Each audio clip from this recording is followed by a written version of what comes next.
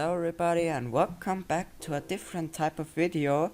As you probably saw in the title, this one's gonna be more of an essay type video about ship logistics, and also I'm going to introduce you to the terrace of custom shipbuilding. That means what you need to know so you can start building your own custom liners that theoretically could have sailed the oceans without an issue. That's because you often find that if you build a ship, you forgot something really important that you basically need so the ship works well. For example, what you often forget is, for example, linen rooms or pantries and stuff. That's something you often forget, or ventilation especially, something you neglect often. So I'm gonna be showing you some stuff that may help you so you have a basic grip on what you need. Another thing I want to add, if anyone that knows a lot about this area of shipbuilding, that feels I have missed out on something, just write it down in the comments and I'll see if you have a point, and I may add it into the description or pin your comment. So any discussion is obviously welcomed. So let's get right into the basic areas we're gonna be looking at today, and I have written down 6 different areas you might want to focus on. That is firstly food, obviously, then hotel, we'll get into what that means eventually, then hygiene, ventilation, propulsion and safety. Now, you might want to use your own terms, but these are what I like to call them. So it's something you can decide yourself, and it's a little bit of an open-end kind of thing. Okay, so now that I've introduced you to today's topic, let's jump right in with food first. So the best idea always is, when you look at these categories, is think what do you need to produce and serve that thing that category is named after. So food, what do you need? You need a kitchen, so in this case a galley, and pantries to prepare the food, and you also need waiters to bring the food to the tables. Obviously, you also need cooks in the kitchens working, and you also need a place to store this food. So you need food storerooms down below and these, don't forget, these food storerooms also need cargo hatches and cranes on deck, so you can transport this food inside the ship with which you're gonna cook. And accompanying this, you also need hold workers which are gonna take care of all of this cargo hold stuff. What you also need to bear in mind, which you often forget, is elevators and hoists to transport it through the different decks, and also you need well placed stairwells between the different decks, going from the galley to the storerooms and etc. So you have a pretty good structure, and you can get the food to the galleys efficiently and behind the scenes, so your waiters and your cooks or your hold workers don't have to run through the dining room to get their food to the galley, which is really a bad idea, both hygiene and noise problems, and also that detracts from the appeal. So now let's get into hotel. Now this category, you probably don't really know what I mean, but it basically encompasses cabins and what a cabin needs, and also public rooms and what a public room needs. So let's first get into cabins. A cabin obviously needs the main cabin room, occasionally a bathroom, but this has actually to do with the era your ship is in, because around Titanic's time most didn't have a private bathroom, but around the 1930s that became pretty much a standard, so each cabin in first class at least had to have a private bathroom. But if you don't have a private bathroom, you need a lavatory somewhere near there, and also bathtub rooms, which are basically just rooms with a bathtub in it where you can take a bath and so on. You have to book a time and bathe at that time. Something you also need to bear in mind are linen storerooms. This is where you store all the linen, These have to be strategically put around these cabin areas on the ship, so you always have a close area for your stewards to get their linen.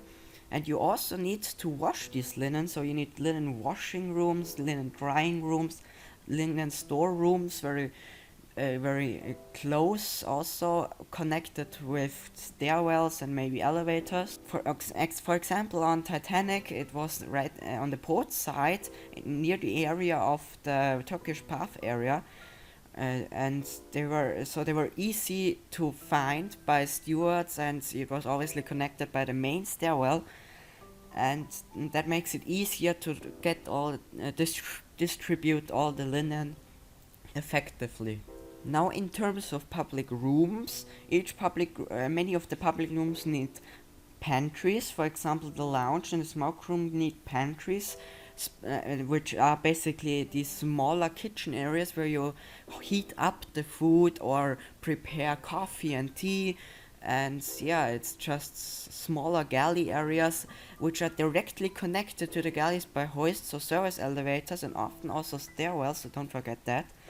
And these are right next to the lounge, the smoke room, but not the reading room. That is a no food area, so that it doesn't have a pantry. And for example, next to the smoke room, you might want to have a stairwell going to like the storerooms for cigars and stuff, or have it directly next to it, and also a bar for the smoke room, for example. So that's basically to dip into the water for what that area needs, basically. But you can always do your own research and into a space. And yeah, the best idea is always to look at real ships that actually existed and get inspired by that. Now, this hotel area also needs its own crew, which encompasses attendants, stewards, pursers to check in everyone and take care of all valuables, travel agents on later ships, and yeah, these also need their respective offices, and you also need like barbers, hairdressers, and such as well, and doctors also. So, and they also need their own cabins and crew members, and also their own mess rooms. Now, the next category, hygiene, we already went over that a little bit. And to remind you, it encompasses lavatory for both genders, bathtub rooms, and possibly private bathrooms for the cabins. It also encompasses showers and toilets for the crew. They need to pee and shower as well. So, but they often have showers instead of bathtubs. And I also mentioned that you need to book bathtub rooms, so you need attendance for that as well.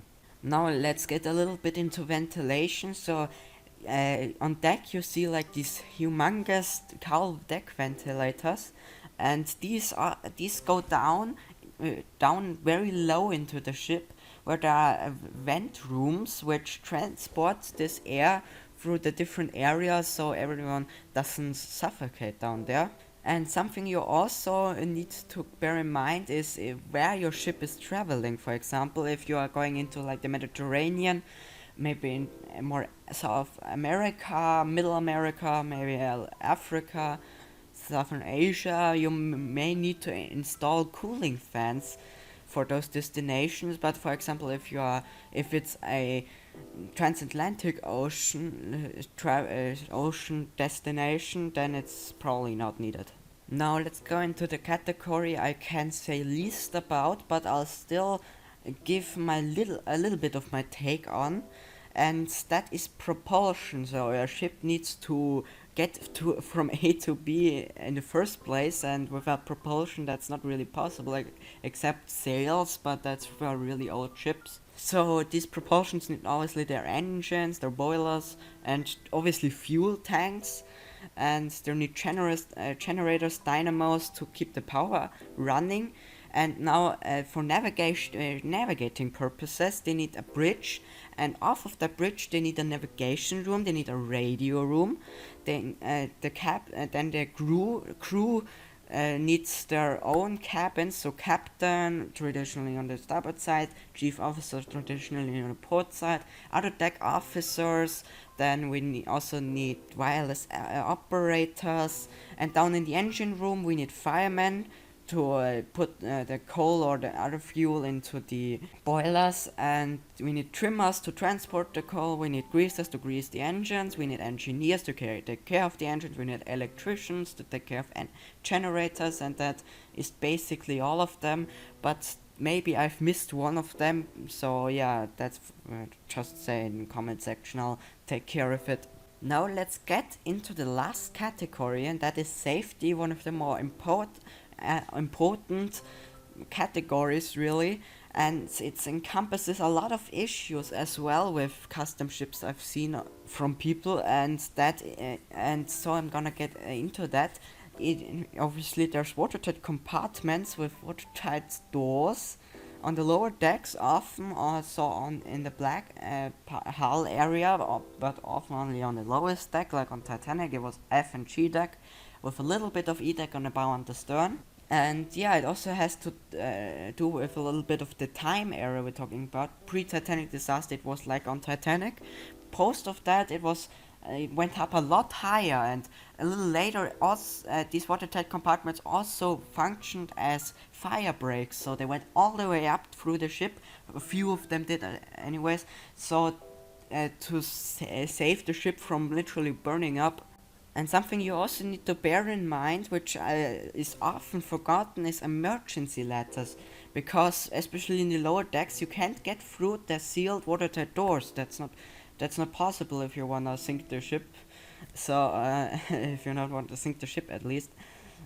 So you need emergency ladders going all the way up, so you can surpass these watertight separations and get on deck. So for example, on Titanic, you have these ladders going up onto E deck, but they also go further up through next to the funnel casing, and they end up all the way next to the cowl ventilators on the top deck next to the funnels, and they're directly up on there. So that's something you definitely don't want to forget, otherwise everyone's gonna die down there.